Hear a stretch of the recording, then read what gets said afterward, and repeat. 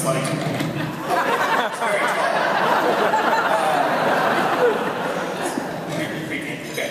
Our third and final speaker has been a staunch advocate for LGBT equality and for our community for a number of years, using his screenwriting, producing, and directing talent to bring our issues to the forefront, including his Oscar-winning effort for the groundbreaking movie Milk.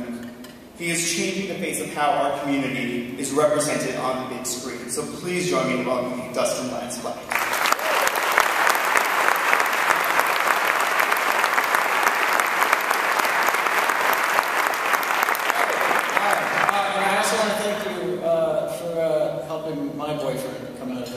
That was very helpful.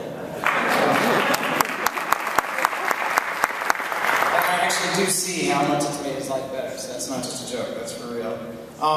Thanks for having me here in Chicago, guys. I have to say, it's been a big week for me. I started in San Francisco on National Coming Out Day, right? So this is sort of like National Coming Out Week. And I did a speech there, and I thought, boy, you know, it is easier in areas like San Francisco and Chicago nowadays to come out. But I followed that immediately with a tour this week so far of the South, where it's very, very different still, very, very behind.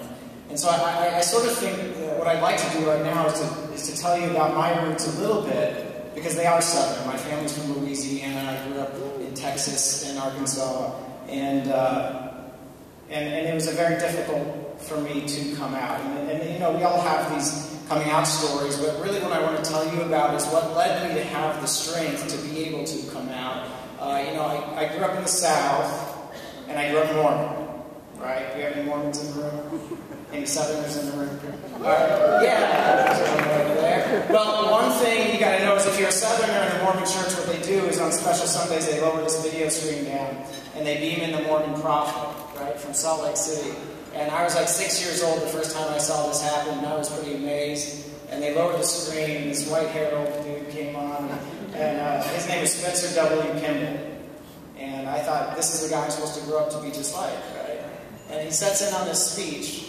And the thing I remember most from the speech is when he gets to this part about sin. And he says, and I quote, "Next to the sin of murder comes the sin of sexual impurity, homosexuality."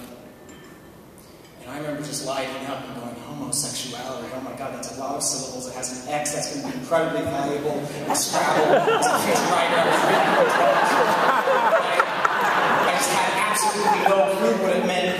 And not only was I Southern and Mormon, but I also grew up in the military, so I heard a lot of other colorful words like pansy and cocksucker and faggot and Turk burglar. You know, the military ones are really colorful, really exciting. I also had no idea what they meant until one very special Sunday. I was in church, and I was always drawn to the Relief Society, which is a women's group, and I would sort of hide out among their, you know, floral dresses, and one day one of those words slipped out of my mouth, and you could have heard a pin drop. And I remember they rushed over and got one of the older elders, and he came over and sat me down and explained exactly what a homosexual was. And inside, I was like, fantastic, I finally have a word for this thing, this question. But he very quickly shut that down and put the fear of God in me, if I ever went there, whatever that meant. That I'd bring great shame to myself, I'd bring great shame to my family. Of course, I'd be going to hell as well. You know, and I became very, very afraid. And add on to that, at the time, you know, if I turned on the TV and listened to politics at all, what was I hearing? It was people like Anita Bryant. Does anyone remember her? Yeah, that is it. And Anita Bryant was on TV with her Save the Children campaign, right? Saying that it somehow would hurt kids if they even heard that we existed. Gay and lesbian, bisexual, transgender people. If they even heard that we had lives or families, somehow kids would be harmed. And it wasn't just people on the right and conservatives, was it? It was also people on the left at the time. Because it was a new issue and it was hot, and people would actually show up and vote on these issues. And so, you know, I heard from the South, and from the military, from my church, and from the political leaders at the time. I knew I was lesbian, I knew I was broken, I knew I was a second-class citizen. And, you know, I started contemplating things as a Southern boy that that are rather dark. And you know that should come as no surprise. You know, right here in Chicago, young people are still 4 times more likely, LGBT young people are 4 times more likely to attempt suicide than their straight brothers and sisters. And if you travel south to where we're from, if you go to Alabama or Arkansas or Mississippi, they are 9 times more likely. You know, and thankfully that's not how my story ended. But my change in my story is different because of a turn of luck. You know, I was about to enter high school when this lucky thing happened to me. My stepdad at the time was Air Force, and he was sent off to do some computer programming in South Korea. And my really good Mormon mom, she was really good. And she, you know, the floral dress went right down and kissed the floor. Well, at work, she had met this really, really hot, much younger Army soldier and started having an affair.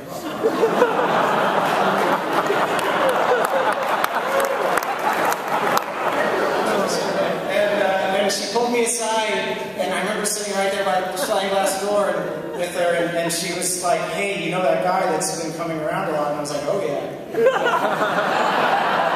And she was like, "Well, he just got orders to move to California, and he asked me to marry him. What do you think?" And I was like, "Oh, hell yes."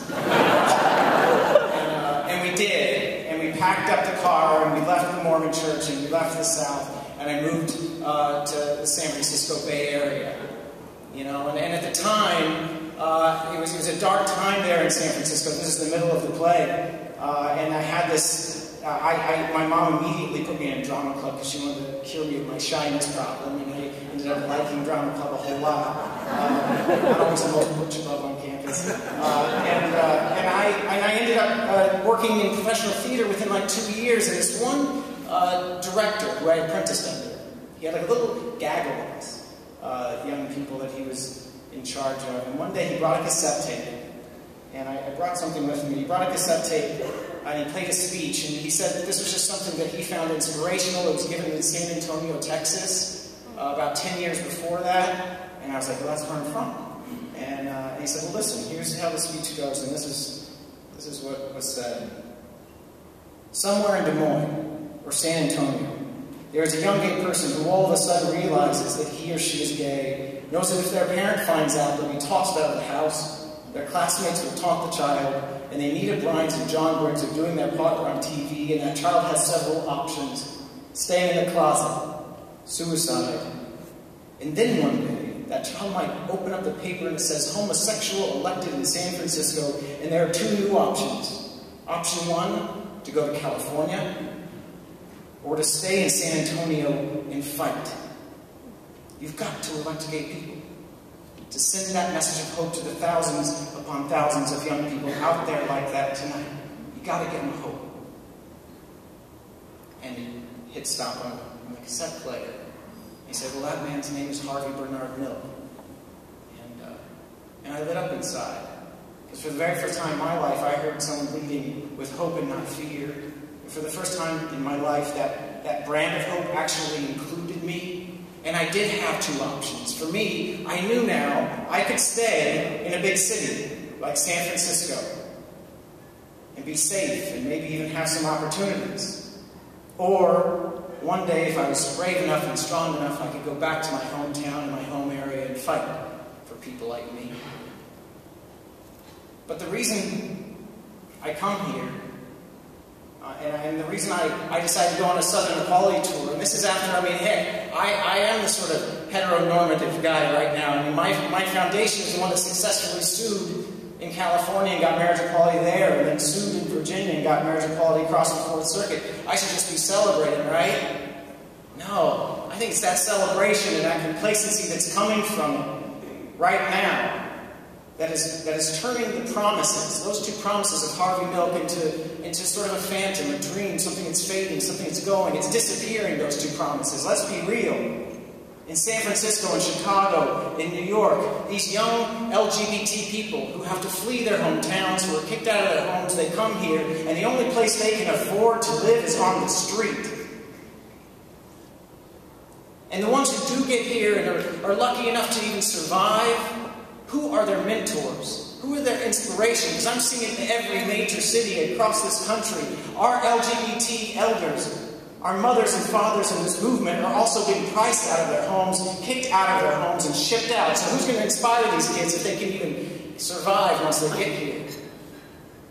You know, where are those places of safe harbor until we have freedom across this country? And the second promise, to fight in our hometowns. You know, we're so pleased with marriage equality. But is that all we're going to do? Or are we going to make sure that young people can start to come out in their hometowns across this country and not be fired? To have the dream of being able to have a job and a home one day. You know, so that's why I come here. My question for you, Chicago, is, are we just going to celebrate? Because, yeah, you know what, you got it pretty good here. And if you got a ticket to this event, you probably got it really good here. You know, or are we going to fight to keep the dream and the promise of Harvey Milk alive? Are you going to fight to make sure that when young people flee here, seeking safe harbor to Chicago, that they've got a place to lay their head, and they've got mentors to support them and to inspire them?